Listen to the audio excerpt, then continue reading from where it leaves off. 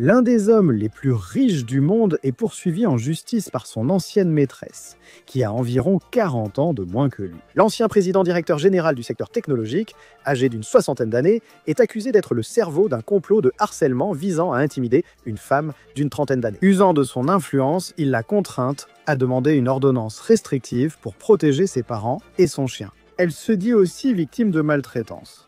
Je vais vous dire ce que dit le milliardaire alors qu'il répond à ces accusations. Et si tout cela n'est rien de plus qu'une rupture très médiatisée entre gens de la haute société. Nous suivons l'affaire présentée par Law on Crime. Je suis Chris Stewart.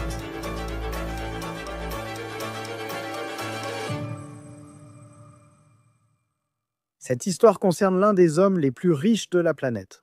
Elle concerne aussi son ancienne maîtresse. Maintenant, ces deux personnes ont été impliquées dans des affaires commerciales. Il y a beaucoup de questions juridiques qui se jouent là de ce côté-là. Mais maintenant, nous apprenons qu'elle l'a accusé de l'avoir maltraité et de l'avoir harcelé. Le milliardaire dont nous parlons est Eric Schmidt. Il a dirigé Google de 2001 à 2017, période durant laquelle l'entreprise est devenue l'une des plus puissantes du monde. Cette période a également fait d'Eric Schmidt l'une des personnes les plus riches au monde. Actuellement payé selon Bloomberg, il est la 44e personne la plus riche du monde. Sa fortune nette est d'environ 45 milliards de dollars. Maintenant, la vie professionnelle de Schmidt, c'est une chose. Sa vie personnelle, c'est une toute autre histoire. Marié à Wendy depuis 1980, voici une photo qu'Eric a récemment partagée sur Instagram. Celle-ci date de mai de cette année. Cependant, selon le Daily Mail et le New York Post, les Schmidt auraient ce qu'on décrit comme un mariage ouvert. Et il paraît que Schmidt aurait adopté un style de vie de playboy avec des petites amies plus jeunes ces dernières années. Voici Michelle Ritter, l'une d'elles, aujourd'hui entrepreneuse tech de 31 ans. Elle a effectivement un curriculum vitae impressionnant. Elle a obtenu sa licence à Johns Hopkins, puis elle a poursuivi ses études à la faculté de droit de Columbia. Elle aurait rencontré l'ancien président directeur général de Google en 2021, alors qu'elle était encore à l'école. Ils ont ensuite entamé une relation amoureuse, même s'il y a environ 40 ans d'écart entre eux. Schmidt aurait aussi investi 100 millions de dollars en 2023 dans la start-up d'intelligence artificielle de sa jeune petite amie. D'après Forbes, Ritter était le président directeur général de l'entreprise. La relation entre Ritter et Schmidt a pris fin lors de leur rupture en 2024. Eh bien, d'après ce que nous voyons, cela ne s'est pas bien passé. Et il y a encore beaucoup de répercussions juridiques. Et Ritter a fait des allégations choquantes contre l'ancien président directeur général de Google, alors que leur drame judiciaire se déroulait. Il s'agit maintenant d'une demande qui vient d'être révélée concernant une ordonnance restrictive temporaire que Ritter a déposée en décembre 2024. Plus précisément, elle l'a signée le 11 décembre de l'année dernière contre Eric Schmidt. Dans la demande, elle affirme que le 10 décembre 2024, Schmidt l'a maltraité.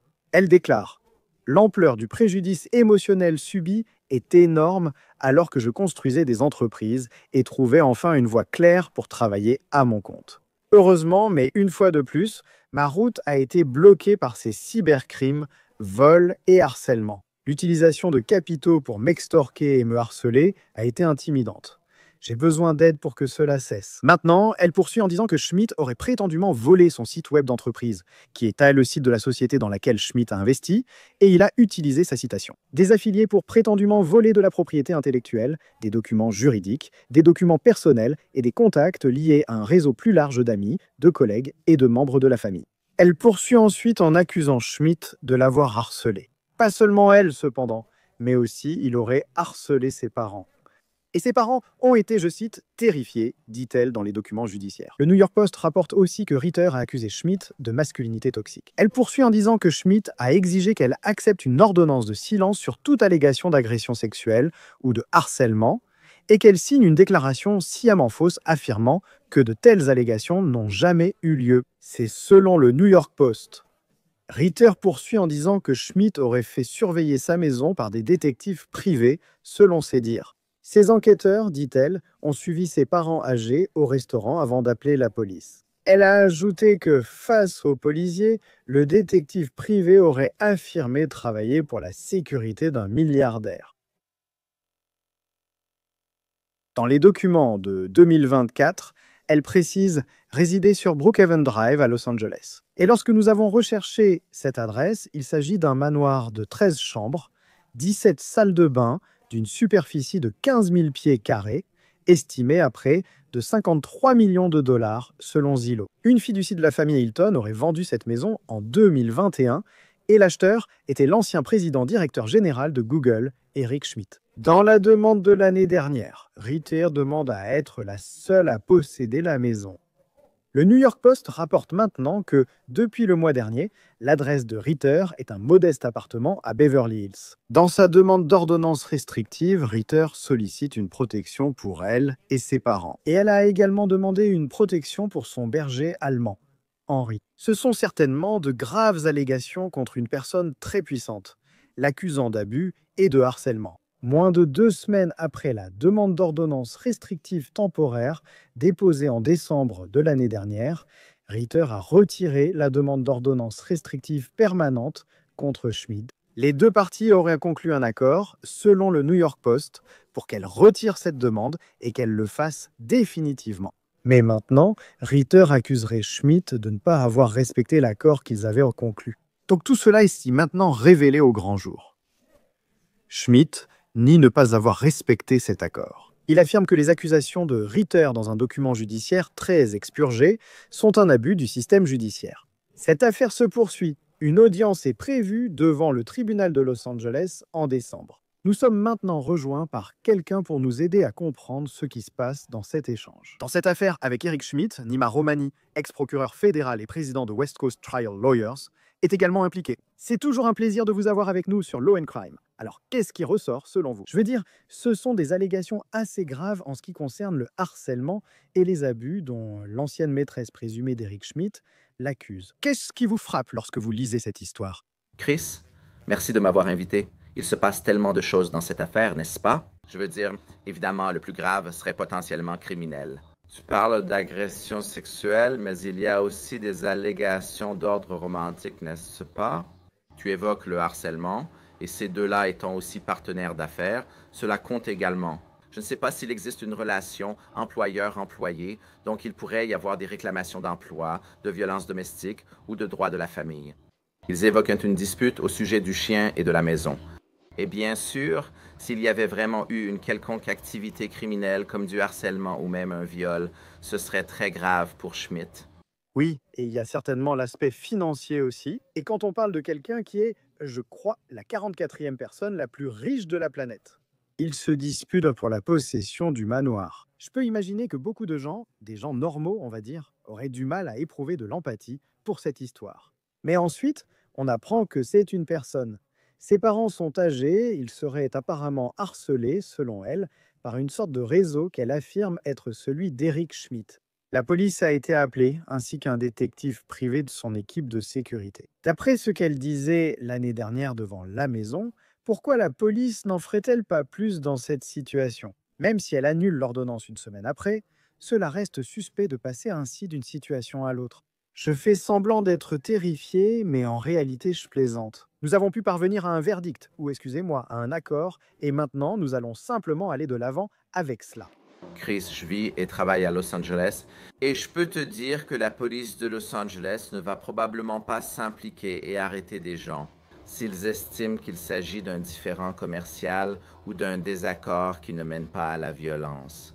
Je ne dis pas que c'est juste, je te dis simplement la réalité de vivre dans une grande ville comme Los Angeles où il se passe des crimes bien plus graves. Elle peut encore être victime de violences domestiques et de harcèlement. Je t'explique comment ça marche à Los Angeles. Sauf aggravation, il n'y aura sans doute pas d'arrestation pour l'instant. Du côté civil, si tu sais, elle mentionne sa mère dans cette ordonnance qu'elle a déposée. Je sais qu'ils poursuivront ces échanges juridiques. Comment les accusations de harcèlement et de maltraitance qu'elle avait portées à l'époque pourraient-elles influencer les problèmes juridiques qu'ils auront à l'avenir? Il existe plusieurs types d'ordonnances restrictives. Vous pouvez obtenir une ordonnance restrictive pour harcèlement civil ou une ordonnance restrictive pour violence domestique. Mais en réalité, la procédure est la même. Et vous pouvez vous protéger. Vous pouvez aussi protéger les membres de votre famille. Donc, si les allégations sont vraies, et comme le dit Ritter, vous savez, Schmidt la harcèle, Elle n'a aucune intimité, elle ne peut pas avoir d'email ou de téléphone personnel. Si cela est confirmé et qu'un juge est d'accord, alors ce juge peut émettre une ordonnance restrictive interdisant à Schmidt d'entrer en contact avec Ritter ou avec l'un des membres de sa famille, et ce pour une période de 3 à 5 ans. Et en regardant, je viens de retrouver un passage parce qu'elle avait affirmé dans un procès, selon le New York Post, qui détient ce document, que Schmidt avait essayé de la forcer à signer une ordonnance de silence concernant toute allégation d'agression sexuelle ou de harcèlement. Si quelqu'un est victime d'une agression sexuelle, une ordonnance de silence ou tout autre document légal peut-il l'empêcher de rendre public ce qu'il affirme s'être passé? Chris, tu as tout à fait raison. La réponse à cela est non, et Ritter devrait le savoir. Je pense qu'elle est avocate ou formée en droit. Ainsi, d'après la loi californienne et même la loi fédérale, les accords de non-divulgation et les ordonnances de bâillonnement ne s'appliquent pas en cas d'agression, de harcèlement ou d'abus sexuels. Point final. Je sais qu'il existe une clause d'arbitrage, mais de telles allégations permettent aussi de retirer l'affaire de l'arbitrage privé. Et vous pouvez aller devant un tribunal où évidemment ce serait public. Quand il s'agit des accords de non-divulgation, je veux dire, comment faire? De manière générale, à quelle fréquence voyez-vous des gens utiliser cela, en particulier des personnes qui pourraient être plus puissantes que d'autres, comme une menace? Sur le plan juridique, cela n'a tout simplement pas beaucoup de valeur. Chris, je le vois souvent, et en tant qu'ancien procureur fédéral, je ne représente que des victimes dans ce type d'affaires. Nous voyons constamment des victimes d'agressions, d'abus et de harcèlement sexuel. Elles ont peur qu'un homme riche et puissant leur ait fait signer un accord de confidentialité et craignent des poursuites. Ce document n'est pas applicable en ce qui concerne les allégations que vous formulez et vous pouvez toujours déposer une plainte sous le nom de Jane Doe dans des États comme la Californie qui le permettent. Donc c'est certainement une technique ou une stratégie, mais ce n'est généralement pas quelque chose d'applicable juridiquement. Je veux dire, en général, la valeur nette d'Eric Schmidt est d'environ 44 milliards de dollars. Il est encore une fois l'une des personnes les plus puissantes en termes de richesse sur la planète. Ritter, qui aurait été sa partenaire romantique pendant un certain temps. Et maintenant, il semble, selon le Poste, qu'elle vit dans un appartement plus modeste, qu'elle n'est financièrement pas aussi, certainement pas aussi puissante qu'Eric Schmidt. Et juridiquement parlant, quelle protection pourrait-elle avoir pour essayer d'équilibrer les choses? Affronter quelqu'un qui pourrait, vous savez, faire traîner n'importe quelle affaire juridique pendant des années contre elle, avec une équipe juridique très puissante, s'il le voulait? Il existe clairement une disparité de richesse, mais elle a engagé un avocat assez réputé ici à Los Angeles, Skip Miller, et Schmidt a engagé Patricia ou Patty Glazier, une autre avocate bien connue. Donc elle s'en sort bien en ce qui concerne la représentation et les conseils juridiques. Bien sûr, elle n'est sans doute pas milliardaire, mais Schmidt a beaucoup investi dans son entreprise. Je ne sais évidemment pas combien elle gagnait financièrement. Il existe sûrement des avocats prêts à poursuivre quelqu'un comme Schmidt sur la base d'honoraires conditionnels, c'est-à-dire sans facturer à l'heure. Vous savez, si nous représentons une victime, par exemple, dans mon cabinet, nous prendrons simplement un pourcentage du montant récupéré. Donc, je ne pense pas qu'elle sera forcément empêchée d'engager un avocat de bonne qualité, même si elle n'a pas la capacité de payer une avance ou de payer à l'heure. Pour revenir à la demande qu'elle avait déposée pour cette ordonnance restrictive temporaire, il y avait une partie de la ligne qui disait, vous savez, qui demandait, vous savez, comment cette personne vous a-t-elle maltraité? Et quand on entend le mot maltraitance, je veux dire, c'est un mot très fort. Je ne conteste pas qu'elle ait connu une situation professionnelle très stressante, mais elle précise d'abord avoir été exclue de ses comptes. Qu'Eric Schmidt a utilisé, vous savez, les pouvoirs qu'il a en tant que personne qui a été, vous savez, le patron. Vous savez, le patron de Google pendant plus de 15 ans pour la traquer en ligne. Mais en même temps, ce n'est pas la même chose que ce que quelqu'un pourrait penser. Je pense que, comme la violence domestique physique, crier, hurler sur quelqu'un, nous avons vu cela comme une forme de violence verbale. Comment ce dont elle l'accuse peut-il, tu sais, être réellement considéré comme un exemple de maltraitance? C'est un facteur important et, comme tu l'as dit, évidemment, le pire serait une forme de violence physique. C'est un moyen facile d'obtenir une ordonnance restrictive, mais attends-toi à ce que les avocats de Schmidt disent « Hey, ce n'est qu'un différend entre deux associés ». Elle essaie de tirer parti de la relation amoureuse pour obtenir un avantage dans le conflit commercial, n'est-ce pas? Je ne dis pas que c'est vrai ou non, mais attends-toi à cette défense. Et tu as parfaitement raison, Chris. Bien sûr, elle dira que ce n'était pas seulement une relation professionnelle, c'était une relation amoureuse. Et voici quelqu'un qui était abusif, ou quelqu'un qui harcelait, ou quelqu'un qui était contrôlant, ou quelqu'un qui était manipulateur. Et même s'il n'y a pas encore eu de violence, il y a eu des menaces de contrôle et de violence, n'est-ce pas? Vous devez prouver ce lien si vous faites partie de l'équipe de Ritter. Et il aurait investi 100 millions de dollars dans cette start-up d'intelligence artificielle, dont elle était la président-directeur générale, mais ils sortaient aussi ensemble.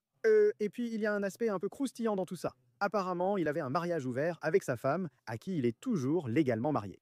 Comment est-ce possible? Quand on regarde certaines de ces affaires de litiges commerciaux, comment le fait qu'ils aient eu une relation amoureuse entre en compte dans ce qu'il advient de l'argent? Sur cette affaire, l'entreprise n'a pas vraiment réussi après son investissement et la nomination de quelqu'un. Elle impressionne par l'université qu'elle a fréquentée. Investir 100 millions de dollars à une personne de 29 ans, c'est jeune pour diriger une telle entreprise. Taille. Évidemment, il n'y a aucun doute que les gens parlent de cette différence d'âge importante et soyons très francs et honnêtes. Ah, il y a aussi une différence significative dans leur apparence. Je veux dire, il est beaucoup plus âgé qu'elle. Apparemment, ils sont allés à Burning Man. Et vous savez, il y a eu des spéculations et des rumeurs concernant une consommation de drogue. Certains membres de son entreprise font des allégations. Encore une fois, je ne dis pas que tout est fondé, d'accord? Mais je pense que tout cela fait partie de l'histoire ici en ce moment. Lorsqu'il s'agit du contexte professionnel, elle est la directrice générale, mais il est le président du conseil d'administration. Donc techniquement, il pourrait potentiellement la révoquer. Oui, un conseil d'administration peut révoquer un directeur général, donc le harcèlement sexuel est bien concerné, n'est-ce pas? Elle va sans doute plaider dans l'affaire d'emploi, car il y a plusieurs dossiers ici, non? Vous avez votre affaire d'ordonnance restrictive, vous avez votre affaire civile, mais vous avez probablement aussi une affaire liée à l'emploi. Et elle va dire, écoutez, j'ai été harcelée sexuellement, j'ai dû accorder des faveurs sexuelles, ou j'ai été embauché à cause de mon apparence. C'était un environnement à connotation sexuelle. Le harcèlement sexuel doit évidemment être non désiré. C'est l'un des facteurs importants ici. Selon la loi californienne, nous connaissons aussi les affaires liées à l'emploi. Donc, la défense du côté de Schmidt sera que tout cela était consenti. Ce n'était certainement pas non désiré. Vous participez volontairement, mais accepter aujourd'hui n'empêche pas de retirer votre consentement plus tard. C'est très important, l'historique de leur relation amoureuse et professionnelle. Qu'à un moment donné, elle a dit « Tu sais quoi, je ne veux plus rien avoir à faire avec toi sur le plan romantique. Nous pouvons rester partenaires d'affaires. » Et comment a-t-il réagi à cela? Quand j'ai dit qu'il se passe beaucoup ici, Chris, il y a vraiment beaucoup en jeu et tout cela sera pertinent. Ils ont une histoire romantique et professionnelle qui s'étend sur plusieurs années. N'est-ce pas? Parce que moi, en parlant du harcèlement sexuel, une partie de ceux-là qu'elle aurait utilisé est l'un des... Et ça aussi, je cite le poste. La masculinité toxique est un terme qu'elle a utilisé, devenu bien plus courant depuis le mouvement MeToo. Vous savez, publiquement et dans les conversations.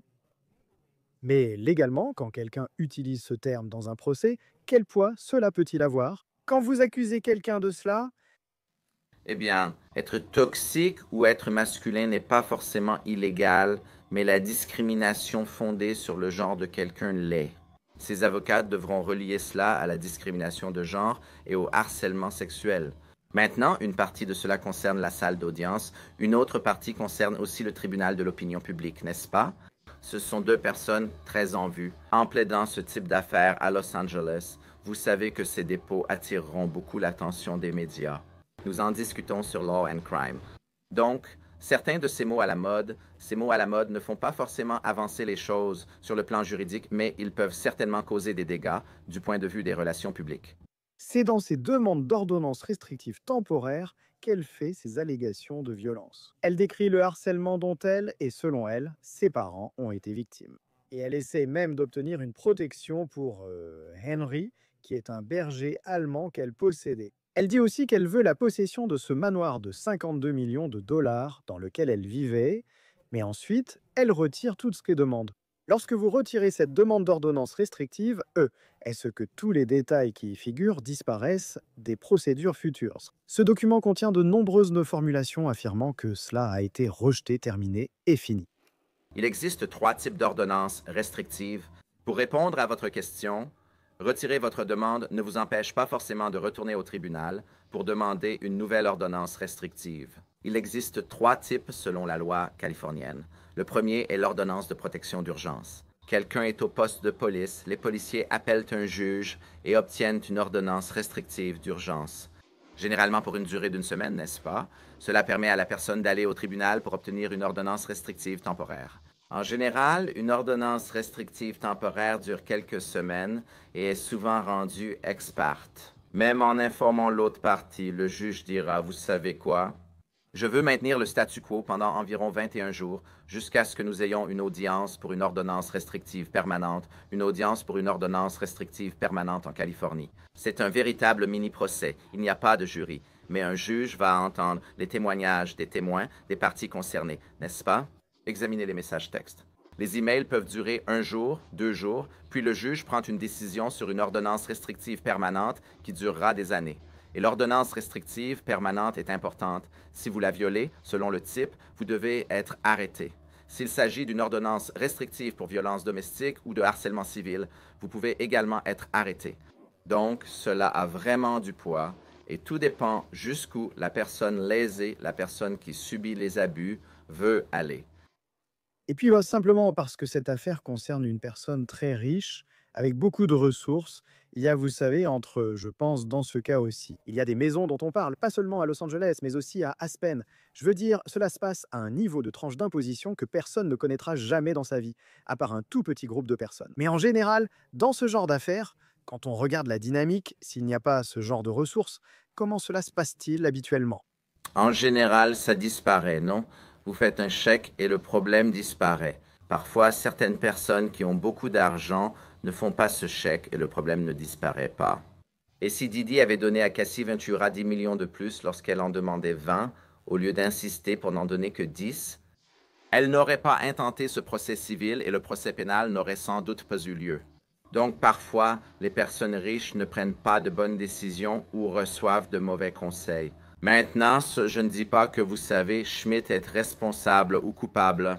Mais généralement ici à Hollywood, je peux vous dire que 8 fois sur 10, lorsqu'il y a une allégation d'abus et que vous valez des milliards de dollars, vous allez faire un chèque et ça va disparaître. Apparemment, il y a eu une sorte d'accord en décembre. Je ne connais pas les termes de cet accord. Évidemment, ils étaient confidentiels. Ritter affirme que Schmidt n'a pas payé. J'ignore ce qui s'est passé ni comment ça a mal tourné, mais tu as raison, Chris. Habituellement, ce linge sale des riches et célèbres n'arrive pas devant les tribunaux. Non, cette fois, c'est vrai. Nima Romani, toujours un plaisir de vous recevoir sur Law and Crime pour cette affaire captivante en Californie. Merci d'être là. Bien sûr, Chris, merci de m'avoir invité. Merci d'avoir suivi On The Case sur Law and Crime. Abonnez-vous à notre chaîne YouTube et Spotify. Je suis Chris Stewart. On se retrouve la prochaine fois.